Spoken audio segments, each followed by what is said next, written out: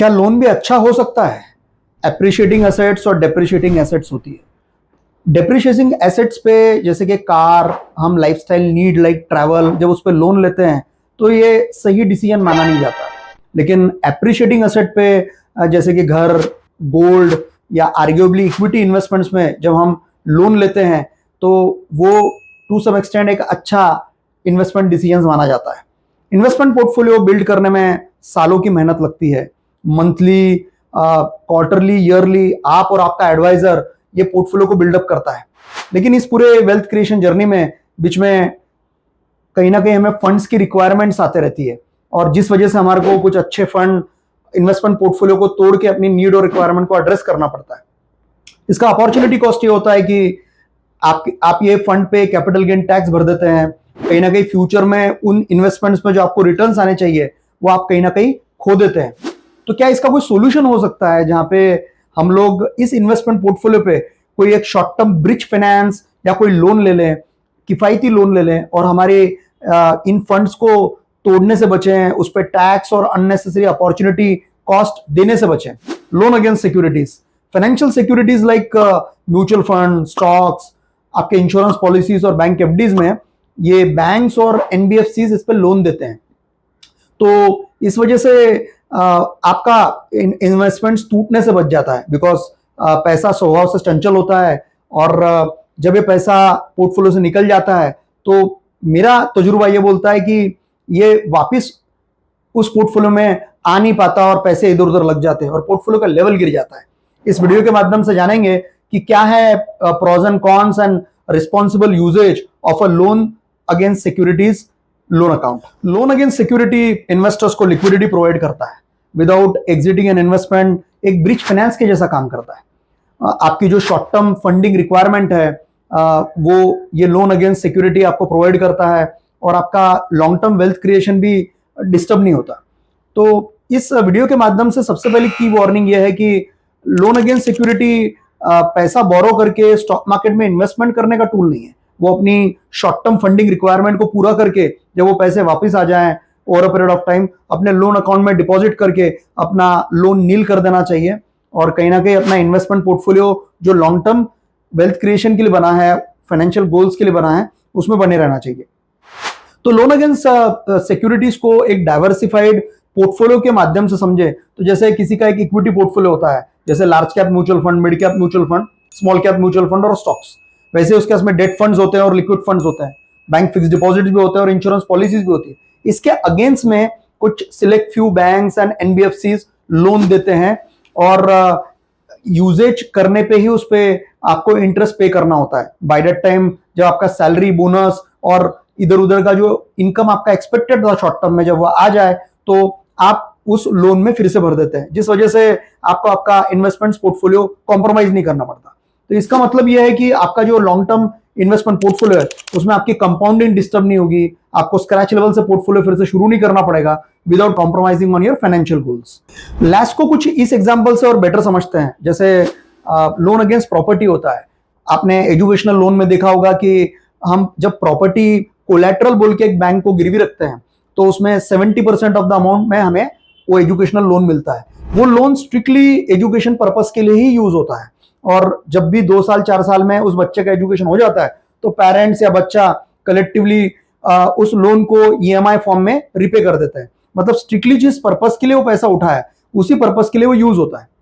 Loan against security में ऐसा purpose तो डिफाइन नहीं होता, लेकिन यही डिसिप्लिन रखने की जरूरत है कि हमने जो शॉर्ट टर्म नीड के लिए पैसे उठाए थे, जब उस नीड से वो पैसे वापस आ जाए तो हमने लोन अकाउंट में डाल देना चाहिए, ना कि हमने उसको इधर उधर रोटेट करके मार्केट में प्ले करके फर्दर रिस्क डेवलप करना चाहिए।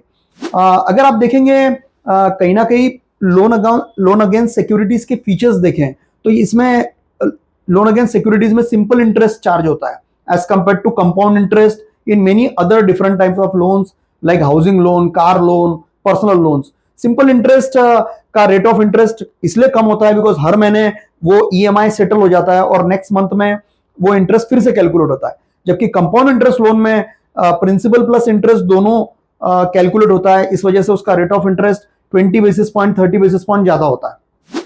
अगर आप ईएमआई देखेंगे तो loan against security mutual funds और शेयर्स के अगेंस्ट में जो लोन होता है उसमें आपका सिर्फ ईएमआई बोल के इंटरेस्ट ही जाता है, और जबकि बाकी के लोन में प्रिंसिपल प्लस इंटरेस्ट जाता है, तो कहीं ना कहीं वहां पे एक प्रेशर होता है मंथली कैश फ्लोज पे, और यहाँ पे सिर्फ इंटरेस्ट का ही एक कैश फ्लो का प्रेशर होता है। तो ये लोन काफी लाइट भी है, जब आपके उसमें लमसम अमाउंट आ जाए तो वो principal repayment as per your wish कोई भी टाइम पीरियड में आप इसमें कर सकते हो, उसमें कोई प्री क्लोजर चार्जेस होते ही नहीं है।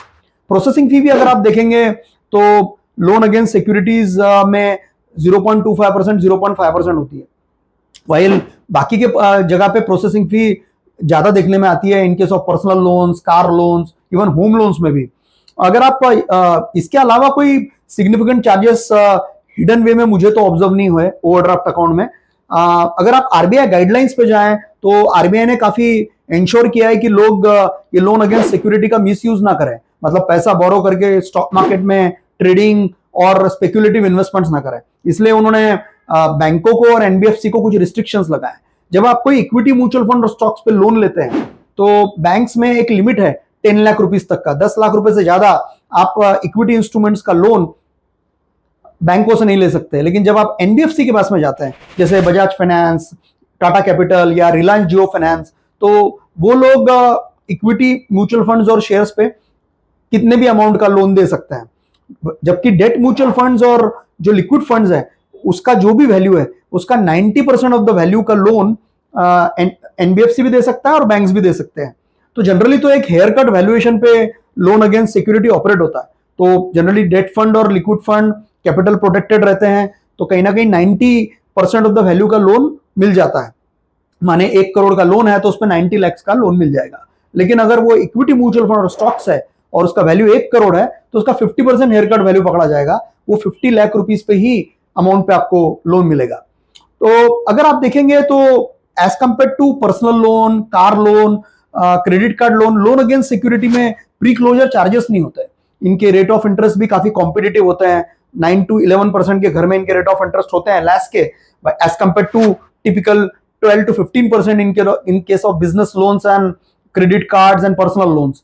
रीपेमेंट फ्लेक्सिबिलिटी भी होती है, इनिशियल डेज में प्रिंसिपल जाता ही नहीं है, सिर्फ इंटरेस्ट जाता है, तो कैश फ्लो का एक प्रेशर नहीं होता इन केस ऑफ लैस। तो लैस को अगर अच्छे तरीके से यूटिलाइज किया जाए तो ना कि पोर्टफोलियो प्रोटेक्टेड रहता है, जबकि हमारी शॉर्ट टर्म फंड रिक्वायरमेंट भी पूरी हो जाती है। तो सबसे बड़ा क्वेश्चन ये है कि लैस किसके लिए बना है। मुझे लगता है कि लैस उन लोगों के लिए बना है जो ईएमआई को सर्विस कर सकता है।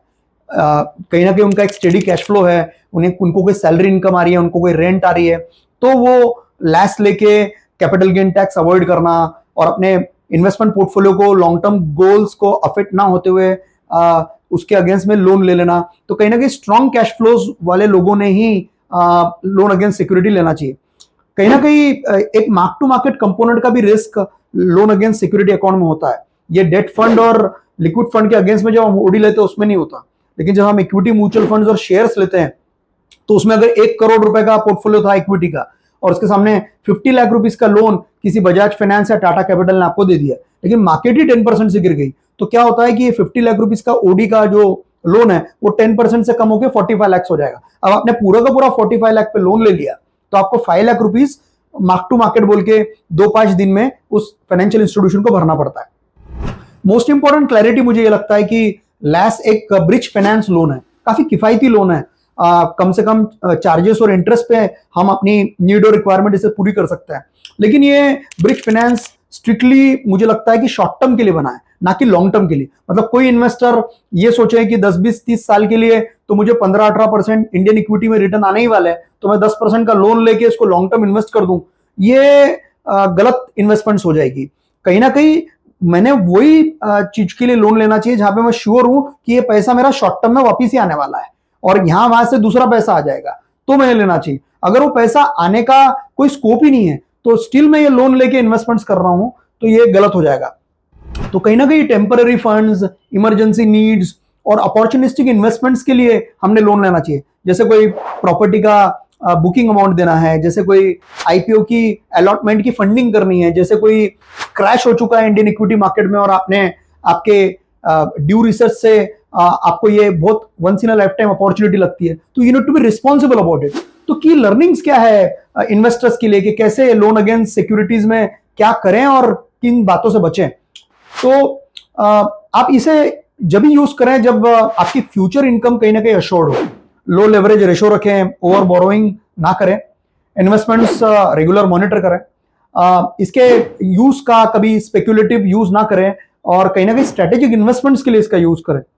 आपका एग्जिट प्लान डिसाइडेड होना चाहिए और मेन बात तो आपकी रीपेमेंट स्ट्रेटेजी डिसाइडेड होनी चाहिए। कॉमन मिस्टेक्स जो लास्ट में इन्वेस्टर्स ने बचना है वो ये है कि इसे स्पेक्युलेटिव पर्पस के लिए यूज नहीं करना है, ट्रेडिंग वगैरह में नहीं, हाईली वोलेटाइल मार्केट में बिल्कुल नहीं, हाई ओडी अमाउंट से बचना चाहिए बिकॉज लिक्विडेशन का रिस्क होता है, बिकॉज इसमें मार्क टू मार्केट आ सकता है, और लिक्विडिटी बफर मेंटेन करना चाहिए और इंटरेस्ट और पेनल्टी और फीस का कंप्लीट एनालिसिस करने के बाद में ही इसे लेना चाहिए।